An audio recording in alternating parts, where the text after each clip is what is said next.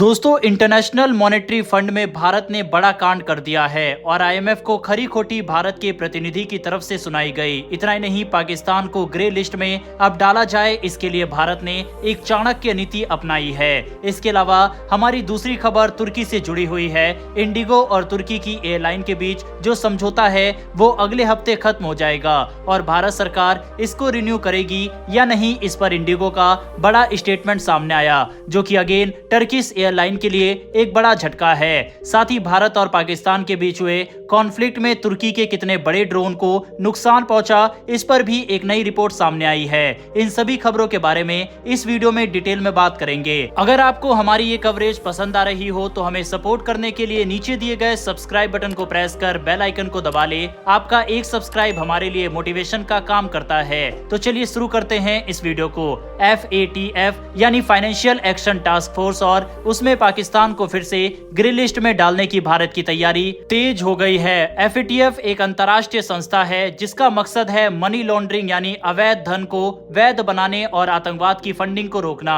जब कोई देश आतंकियों को पैसा देता है या आतंकवाद से जुड़े गतिविधियों को बढ़ावा देता है तो FATF उस देश पर निगरानी रखता है और जरूरत पड़ने पर उसे अपनी ग्रे लिस्ट या फिर ब्लैक लिस्ट में डालता है। अब बात करते हैं ग्रे लिस्ट की। जब कोई देश FATF की ग्रे लिस्ट में आता है तो इसका मतलब होता है कि उस देश की निगरानी बढ़ा दी गई है और उसे कुछ रणनीतिक सुधार करने होते हैं, और वो भी निश्चित समय सीमा में। ऐसे देशों को दुनिया भर से मिलने वाली आर्थिक सहायता, लोन और निवेश में बाधा आती है, उनकी छवि खराब होती है और उनकी आर्थिक स्थिति और बिगड़ सकती है। इस समय करीब 25 देश ग्रे लिस्ट में है। पाकिस्तान 2018 से 2022 तक ग्रे लिस्ट में रहा था। उस दौरान उसे बार बार कहा गया था कि वो आतंकियों को फंडिंग देना बंद करे और उनके खिलाफ बड़ी कार्रवाई करे। 2022 में FATF ने पाकिस्तान को ग्रे लिस्ट से बाहर कर दिया था क्योंकि उसने कुछ तकनीकी सुधार किए और ये दिखाया कि वो आगे सुधार करने को तैयार है, लेकिन हकीकत में इसका उल्टा ही हुआ।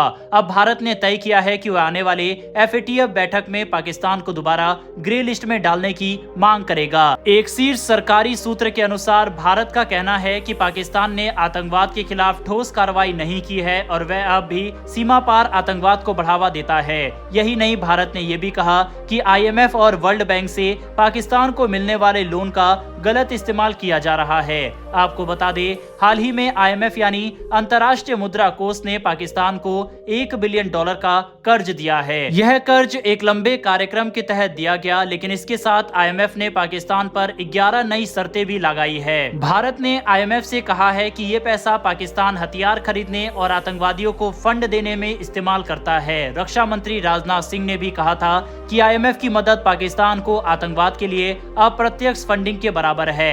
भारत का कहना है कि जैसे ही पाकिस्तान को अंतर्राष्ट्रीय सहायता मिलती है, उसके हथियारों की खरीद में उछाल आ जाता है, साथ ही आतंकियों की गतिविधियां भी बढ़ जाती है। भारत ये भी कह चुका है कि पाकिस्तान अब भी हाफिज सईद, मसूद अजहर जैसे आतंकियों को शरण दे रहा है जो भारत के खिलाफ साजिश रचते हैं। भारत इस बार अंतर्राष्ट्रीय मंचों पर और सख्ती से पाकिस्तान के खिलाफ सबूत पेश करने की तैयारी में है। रॉयटर्स की रिपोर्ट के मुताबिक भारत ने यह भी फैसला किया है कि वो वर्ल्ड बैंक की पाकिस्तान को मिलने वाली अगली फंडिंग का भी विरोध करेगा।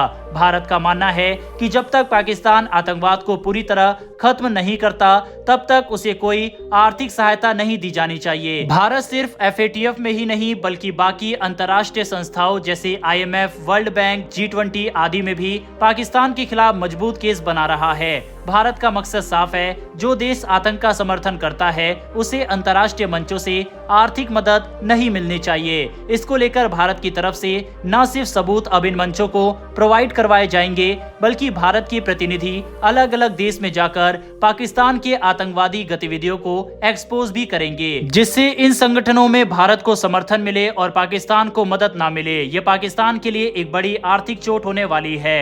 भारत के द्वारा पाकिस्तान के साथ साथ इन अंतर्राष्ट्रीय संगठनों को भी एक्सपोज किया जा रहा है जो लगातार पाकिस्तान के आतंकवादियों की इनडायरेक्ट मदद कर रहे हैं। इस बार भारत ने फुल प्रूफ प्लान तैयार किया है पाकिस्तान को वापस से ग्रे लिस्ट में डालने का, और अगर भारत भारत इसमें कामयाब होता है तो पाकिस्तान की आर्थिक कमर और भी ज्यादा टूट जाएगी। बहरहाल बढ़ते हमारी अगली खबर की तरफ, जो कि तुर्की से आ रही है। भारत की सबसे बड़ी एयरलाइन कंपनी इंडिगो इस समय कई मुद्दों को लेकर चर्चा में है।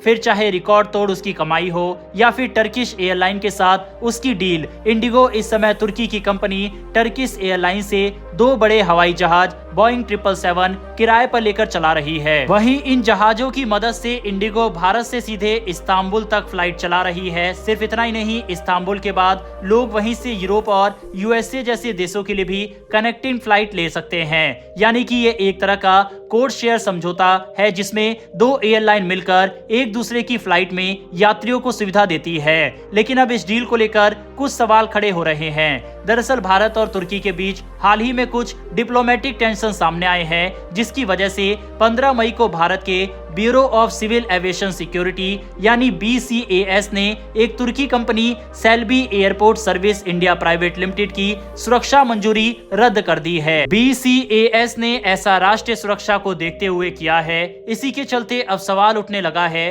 कि क्या इंडिगो और टर्किश एयरलाइन की ये डील आगे जारी रहेगी या नहीं। इंडिगो के CEO पीटर एल्बर्स ने इस मुद्दे पर सफाई देते हुए कहा, हमारी फ्लाइट इस्तांबुल के लिए चल रही है और ये पूरी तरह से भारत और तुर्की के बीच के एयर सर्विसेज एग्रीमेंट के तहत हो रही है। हम सभी नियमों और सरकार दिशा निर्देशों का पूरी तरह पालन कर रहे हैं। उन्होंने ये भी बताया कि इस्तांबुल के बाद हमारी ज्यादातर बुकिंग्स यूरोप और अमेरिका के लिए होती है, यानी हजारों भारतीय यात्री इस सेवा का फायदा उठा रहे हैं। लेकिन उन्होंने साफ कहा कि इन जहाजों की लीज को आगे बढ़ाना है या फिर नहीं, इसका फैसला भारत सरकार ही करेगी। इंडिगो ने यह भी ऐलान किया है कि वो जुलाई 2025 से मुंबई से मैनचेस्टर यानी कि यूके और एम्स्टर्डम यानी नीदरलैंड के लिए डायरेक्ट फ्लाइट शुरू करने जा रहे हैं। यह पहली बार है जब Indigo long haul international flight की शुरुआत कर रही है, यानी अब भारत से सीधी उड़ानों में और भी विकल्प जुड़ने वाले हैं। इस कदम से साफ है कि इंडिगो अब सिर्फ एशिया नहीं